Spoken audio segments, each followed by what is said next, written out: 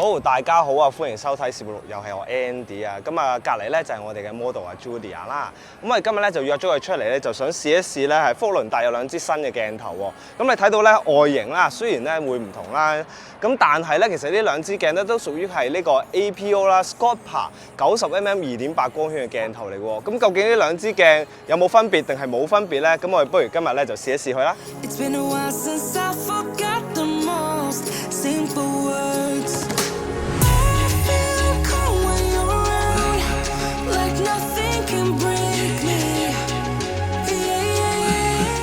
咁今日咧，我會分別咧係用兩部啊唔同年代嘅機皇富士嘅機皇咧去做呢個嘅測試嘅喎，包括有 GFX 100S 啦，同埋10幾年前嘅呢個咧富士嘅 S5 Pro 單反啊。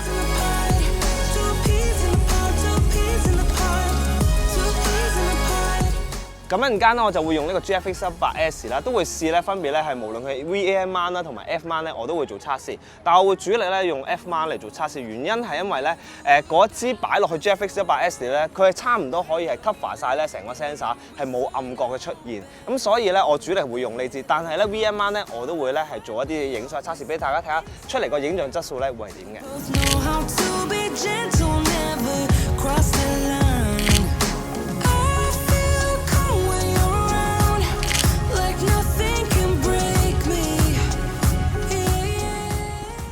咁啱啱試咗啦，咁啊兩支鏡頭嘅分別就係咧 VAM mount 咧用落去咧係會有暗角嘅，而 F mount 咧係用落去係冇嘅。咁如果你唔想有暗角嘅話咧 ，VAM mount 嗰支你就可以轉做35mm mode，咁你可以睇到相咧嘅分別咧會係點啦。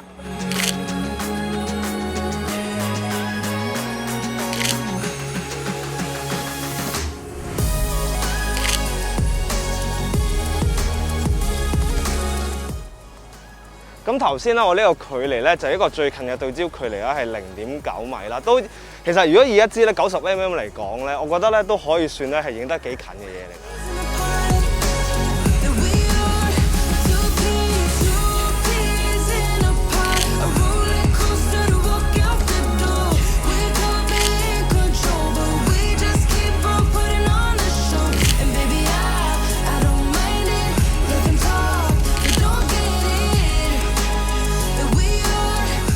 咁因為咧佢有呢個 APO 嘅低色散鏡片啦，咁所以咧喺一啲咧例如對住光源咧去做拍攝咧，都唔會好明顯咧會睇到有呢啲 flare 啊、光斑啊呢啲情況嘅出現啦。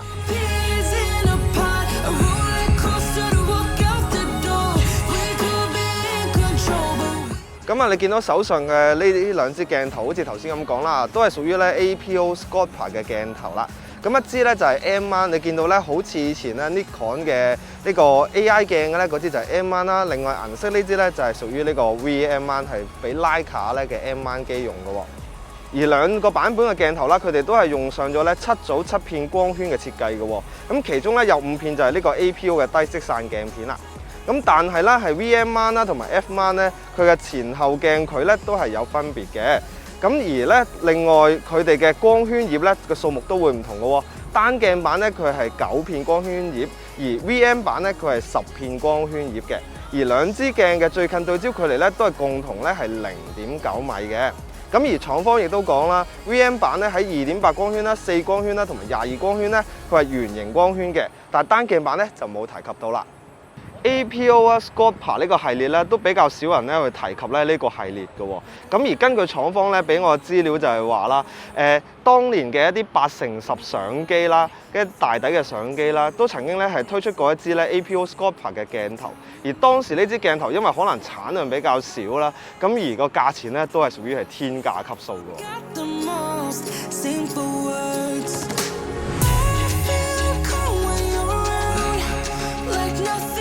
咁而另外咧，我就會用啦呢部嘅富士嘅 S5 Pro 啦，就會用呢支鏡頭咧嚟做測試啦 F mount， 因為佢淨係可以用到呢支嘅啫，咁啊用唔到其他啦。咁其實呢部機當年啦，咁其實係富士嘅咧最後一部嘅單反機嚟嘅，咁佢係一個 CCD 嘅sensor 啦。咁而佢咧嘅外形咧係用咗咧 Nikon 嘅 D200， 但係內裏咧嘅其他嘢咧都係富士去做嘅。咁我哋出嚟睇下測試下啦，究竟佢 CCD 嘅顏色配合呢支鏡出嚟嘅效果會係點啊？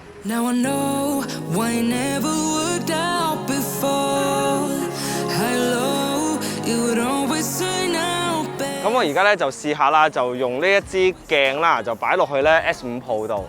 咁啊，因為咧 S5 Pro 其實係一部咧 APS-C 嚟嘅，咁啊等效焦距咧就會變咗90，就由乘翻1.5即係等於135啦。哇，仲聽呢啲喎！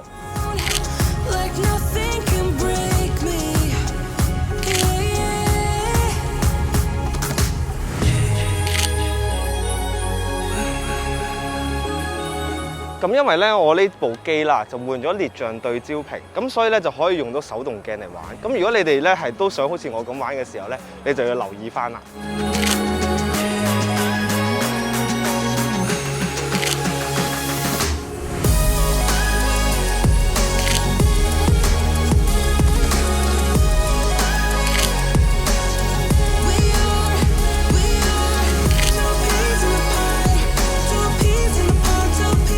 如果咧你問我外觀方面咧，如果係配合喺拉架機嚟講咧 ，V mount 鏡咧，我覺得呢支係當然係靚仔啲嘅。